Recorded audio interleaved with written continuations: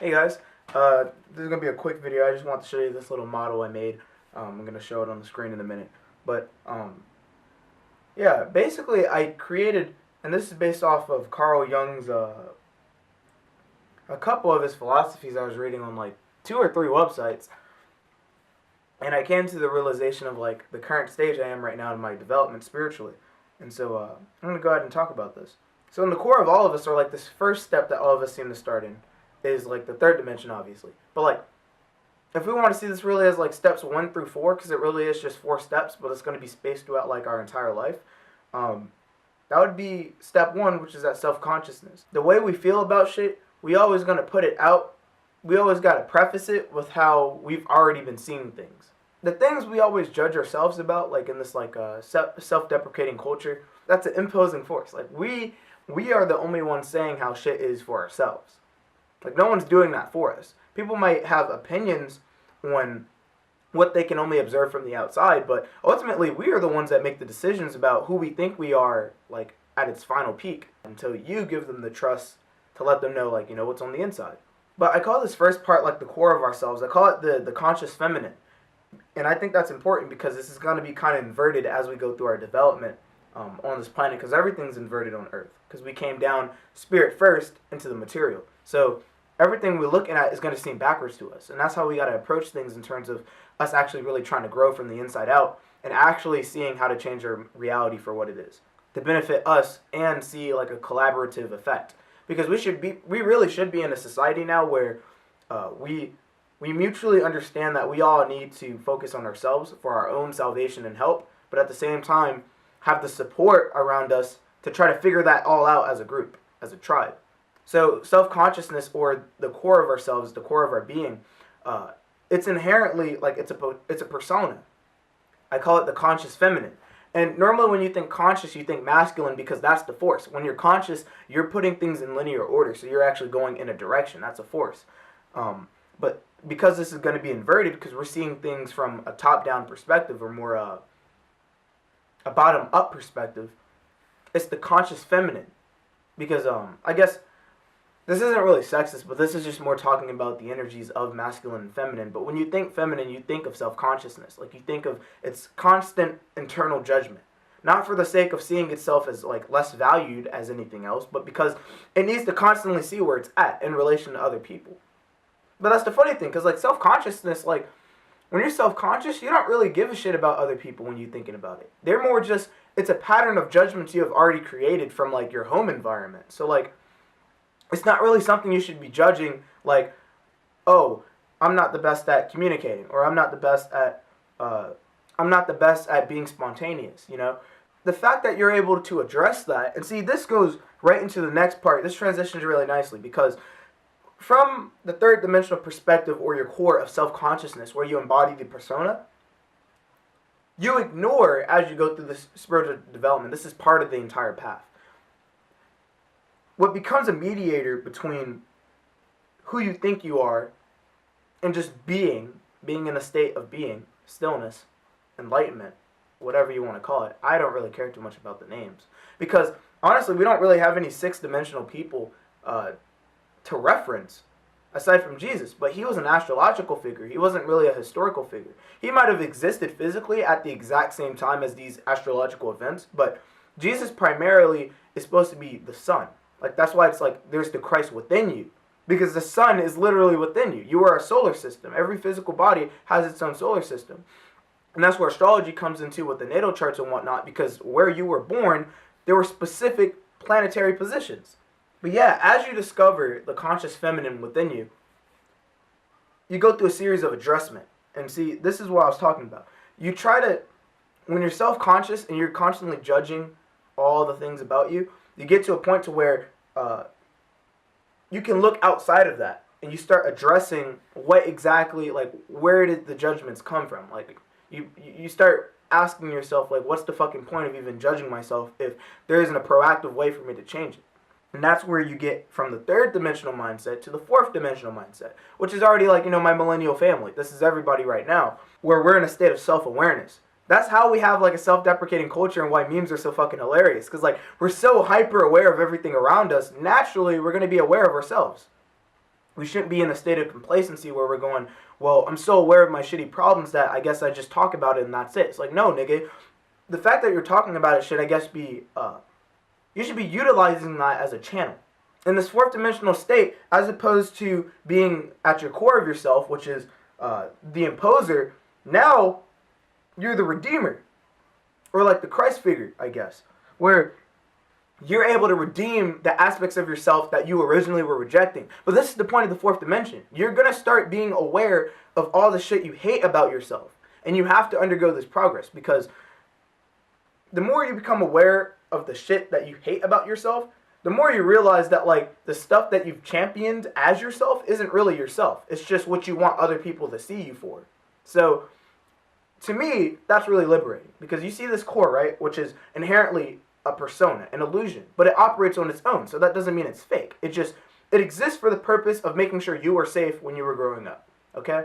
Okay, so what you need to understand about the fourth dimension is that, or what the universe as a whole is that, the universe is mental and the cause is subconscious. So by consciously addressing the unconscious, you can tap into the subconscious. And the subconscious is the only way you can manifest anything in the reality.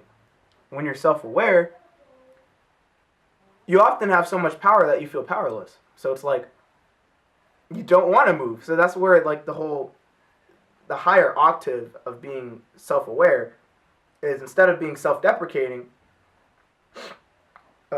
you can be the redeemer. You can see the aspects of yourself that you hate. Actively see when those aspects are being represented in other people. And then realizing that, like, damn, like, we're literally all the same. Like, the inanimate and the animate, we're all literally the same. Because the way I'm seeing shit is just the way I see it. Like, but what connects us all is the fact that I can communicate it. And the fact that we all can say collectively yes or no. So that's pretty cool. So when you go from the third dimensional, the self-consciousness, the imposer, the conscious feminine, to expanding that into now self-awareness, the redeemer, the unconscious masculine, you only become aware of your shadow self, by the way, as a result of you addressing the shit that you already know. Addressing all the personal issues that you never really thought about as serious problems because you were so distracted with everything else in your present moment reality, you know, school, work, etc., etc. You always have time to think, okay? You might not have time to go out of your way to set up a business or scrounge up extra money to do this or do that or whatever, but you always have time to think, because that's the only thing you're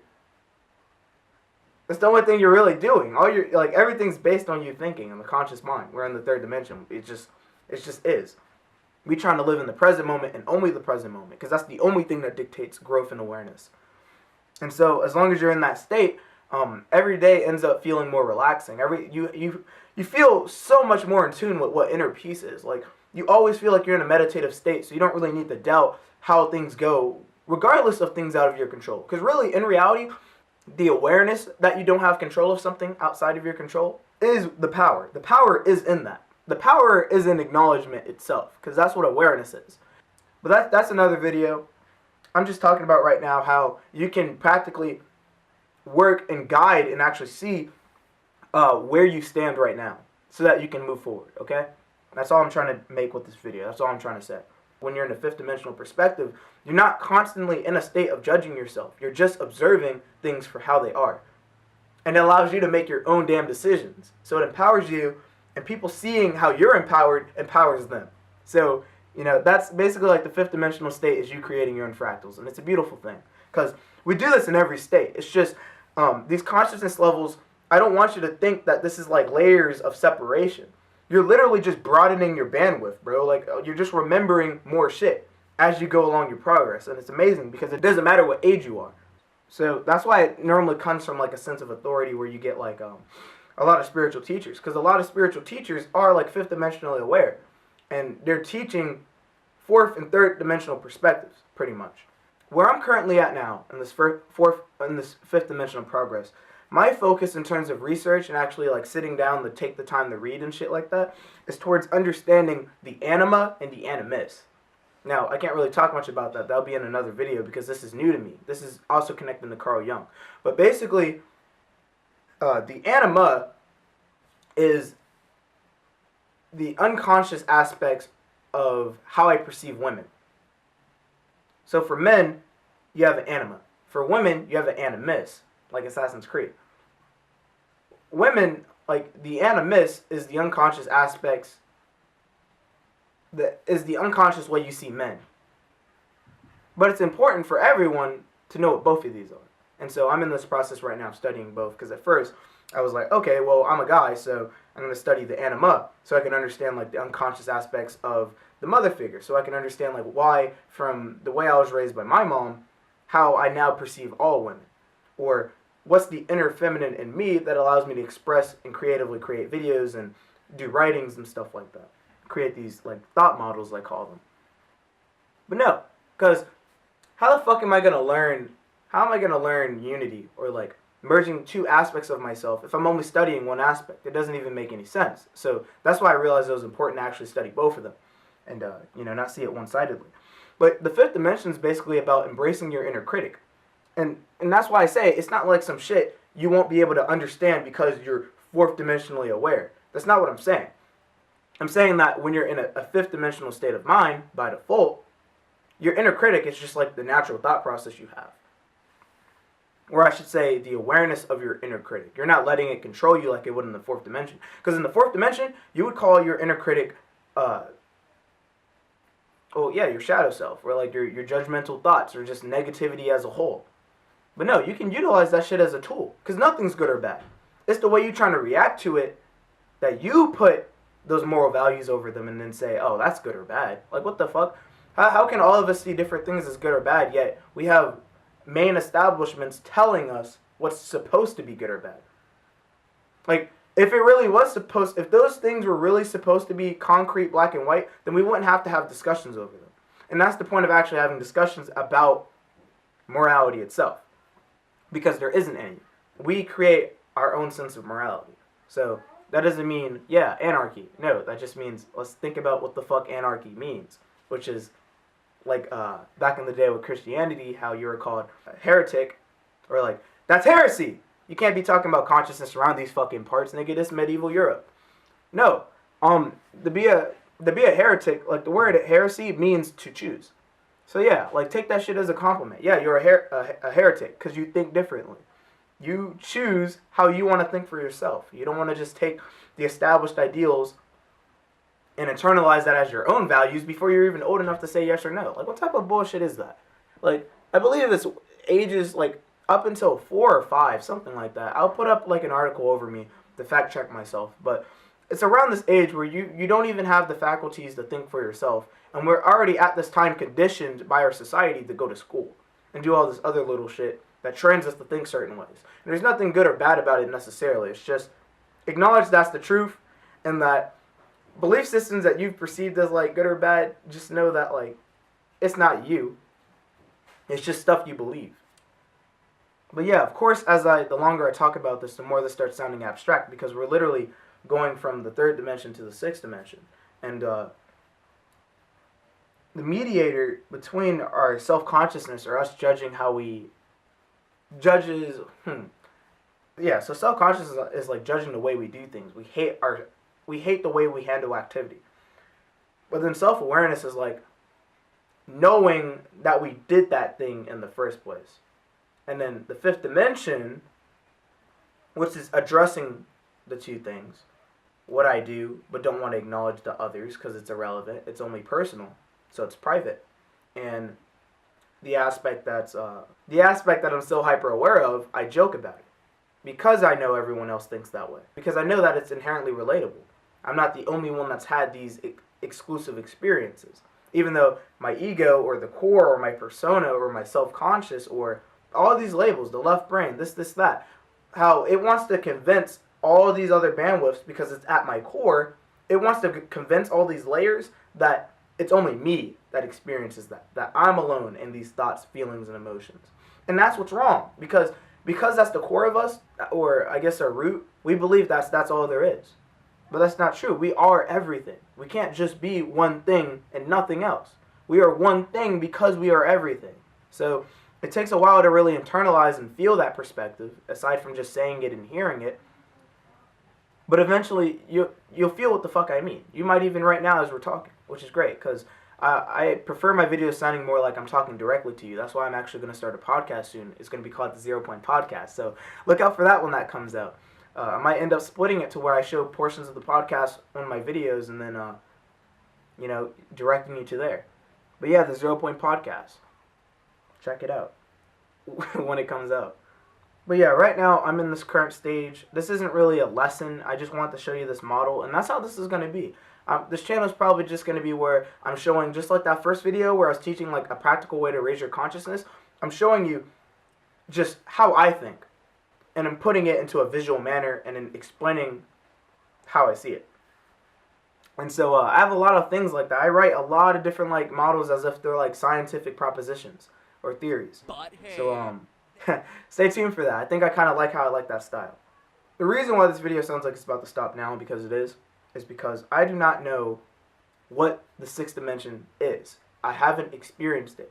I don't remember it, I should say, because we exist on all these dimensions simultaneously. So like, just because you think that your current progress is in the third dimension, where you always feel like you have to be two-faced because you never feel like your authentic self can be expressed. You don't feel like it's safe to expose that to other people, because all we see on the third dimension is people on the outside. And then through time, which is memory, just like with this personal chart, we start realizing that like there really is no separation in the way we all trying to think. Transcending the awareness of duality into now just being, the sixth dimensional state, enlightenment. And I literally put right here, because I'm not in the state yet and I don't want to intellectualize it and prevent myself from reaching it. Because there is no speed to the progress we create. But we're only aware of speed when we slow down. So, I'm not trying to intellectualize what this next state of progress for me is from the fifth to the sixth, like what people call Christ consciousness, or even what myself called Christ consciousness in the first video. I'm not going to intellectualize it. So I literally put right here 3D, persona, 4D, shadow, 5D, the anima / animus, the inner critic, and then 6D. I'm not here yet, so I do not think as such, because I don't. I don't think in the vibration of that. So I'm not going to put fifth, fourth, third, second, and first dimensional thoughts onto what that is, because all that's thinking.